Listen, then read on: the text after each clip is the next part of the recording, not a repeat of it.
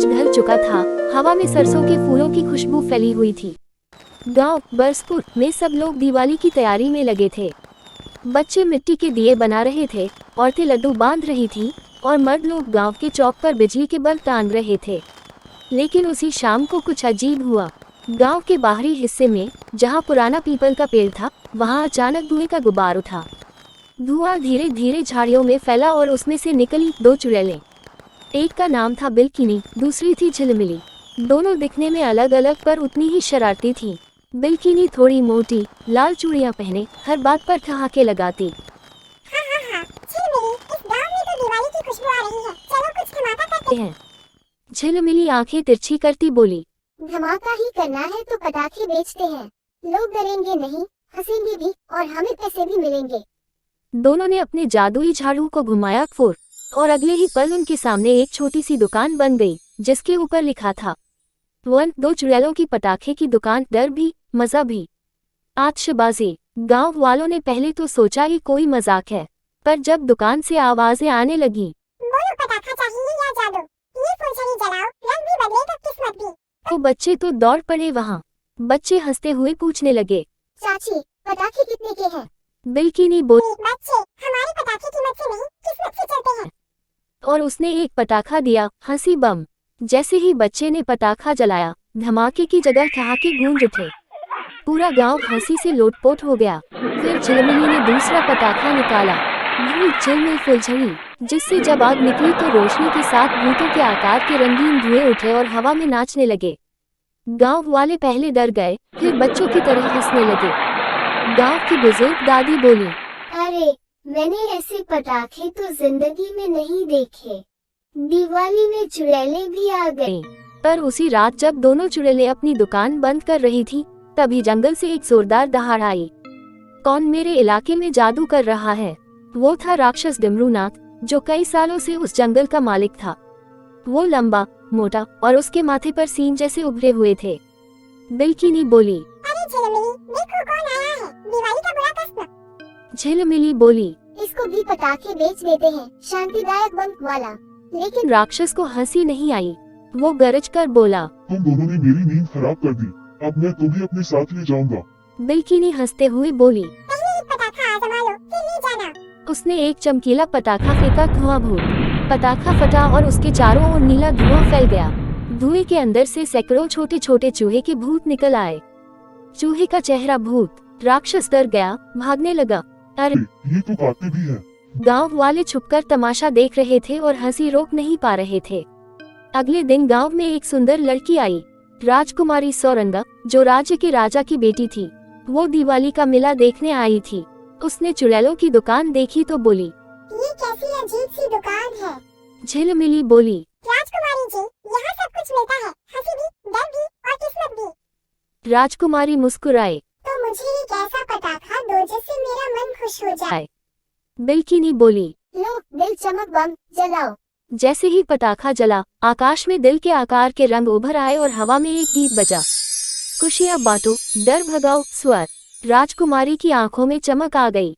उसने चुड़ैलों से कहा, तुम दोनों बुरी नहीं हो, तुम्हारे जादू में भलाई है। गांव वाले भी बोले, हाँ, अब तो दिवाली इनके पटाखों के बिना अधूरी लगेगी। धीरे धीरे दोनों चुड़ैलें गांव की सबसे प्यारी चुड़ैल बहनें बन गईं। हर साल दिवाली पर उनकी दुकान लगती और उनके पटाखे पूरे राज्य में मशहूर हो गए। लेकिन एक दिन कुछ ऐसा हुआ जिससे कहानी ने मोड़ लिया। एक पटाखा अपने आप चल गया। उसका नाम था राज रहस्य बम। उससे निकली एक रोशनी ने आसमान में कुछ लिखा, झिलमिली और बिल्किनी का असली राज छिपा है पीपल के पेड़ के नीचे। गांव वाले दंग रह गए। राजकुमारी बोली, अब तो हमें सच्चाई जाननी ही पड़ेगी, और यही से शुरू होता है कहानी का दूसरा भाग, पीपल के नीचे छुपा राज। रात गहरी थी। गांव के आसमान में पटाखों की रोशनी के बीच अब भी उस जादुई राज रहस्य बम के अक्षर तैर रहे थे। झिलमिली और बिल्किनी का असली राज छिपा है पीपल के पेड़ के नीचे। गांव वाले हैरानी से इधर उधर देखने लगे। राजकुमारी सौरंगा बोली, मुझे लगता है हमें इस राज का पता लगाना चाहिए। बिल्किनी और झिलमिली एक दूसरे को देखकर हंसने लगी। हाँ, राज तो राज ही होता है, राजकुमारी जी। हर बात जाननी अच्छी नहीं होती। लेकिन राजकुमारी जिद्दी थी। अब तो जानना पड़ेगा। तुम दोनों भले हो, पर ये आसमान ने खुद कहा है कि कुछ छुपा है। गांव के बुजुर्ग पंडित जी भी आगे आए। पीपल का वो पेड़ बहुत पुराना है। कहते हैं वहाँ कोई आत्मा रहती है जो हर 100 साल में जागती है। सबके मन में डर और जिज्ञासा दोनों थी। और फिर राजकुमारी ने आदेश दिया। सुबह सूरज उगते ही हम सब उस पीपल के पास चलेंगे। सूरज की पहली किरणें जब गांव पर पड़ी तो चुड़ैलें दुकान बंद करके तैयार खड़ी थी। बिल्किनी बोली, झिलमिली, लगता है अब हमारा पुराना हिसाब खुलने वाला है। झिलमिली ने धीमे से कहा। हाँ, अब बचने का कोई मतलब नहीं। राजकुमारी, पंडित जी, कुछ गांव वाले और कुछ बच्चे सब साथ चले। पीपल का पेड़ गांव से थोड़ा बाहर उस जगह था जहां रात को अक्सर अजीब आवाजें आती थी। पेड़ बहुत बड़ा था, उसकी जड़ें धरती के भीतर नागों की तरह फैली थी और ऊपर शाखाओं पर कौवे बैठे कांव कांव कर रहे थे। राजकुमारी ने कहा, यही कहीं होगा वो राज। देखो, यहाँ जमीन थोड़ी धंसी हुई लग रही है। पंडित जी ने मिट्टी खोदनी शुरू की। थोड़ी देर में मिट्टी के अंदर से एक पुराना लकड़ी का संदूक निकला। उस पर लिखा था, राख से रोशनी। गांव वाले चौंक गए। राजकुमारी बोली, खोलो इसे। झिलमिली और बिल्किनी पीछे हट गईं। संदूक खुला तो अंदर एक पुरानी जादुई किताब और एक टूटा हुआ चांदी का दर्पण रखा था। राजकुमारी ने दर्पण उठाया। जैसे ही उसने उसमें झांका, दर्पण चमक उठा और उसमें से एक नीली धुंध निकली। उस धुंध में दिखा 2 छोटी लड़कियां, बिल्किनी और झिलमिली का बचपन। वे दोनों गांव की ही थीं और कभी चुड़ैल नहीं थीं। वे 2 अनाथ बहनें थीं जो दिवाली की रात दिए बेचती थीं। एक बार उन्होंने एक अमीर साहूकार के घर से फेंके हुए कुछ पुराने पटाखे उठाए, लेकिन वो पटाखे असल में एक श्रापित राक्षसी की राख से बने थे। जब उन्होंने वो पटाखे जलाए तो उनकी आत्माएं जादू से बदल गईं। अब वे चुड़ैल बहनें बन गईं। बिल्किनी की आंखें नम हो गईं। हाँ राजकुमारी, हम कोई जनजात चुड़ैल नहीं है। हम तो उस श्राप की वजह से ऐसी बन गई। झिलमिली बोली, पर हमने कभी किसी को नुकसान नहीं पहुंचाया। हमने जादू से लोगों को डराने की बजाय खुशियां बांटनी शुरू की। राजकुमारी ने कहा। तो फिर इस श्राप को तोड़ा जा सकता है। उसी समय जमीन हिली। दूर राक्षस डमरूनाथ फिर लौट आया, पर अब उसकी शक्ल पहले से भी भयानक थी। उसने हाथ में आग का गोला उठाया। तुमने मेरा जादुई दर्पण छेड़ा है। यही मेरी शक्ति थी। गांव वाले डरकर भागने लगे। राजकुमारी ने तलवार निकाली, पर राक्षस का शरीर पत्थर जैसा कठोर था। बिल्किनी और झिलमिली ने एक दूसरे की तरफ देखा। समय आ गया है। झिलमिली, हाँ, अब हमें अपने श्राप से बाहर आना ही होगा।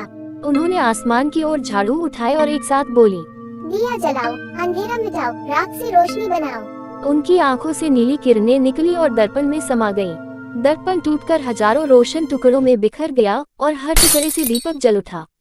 राक्षस उन दियों की रोशनी में चिल्लाया, नहीं, ये रोशनी मुझे जला देगी। और वो राख बनकर हवा में उड़ गया।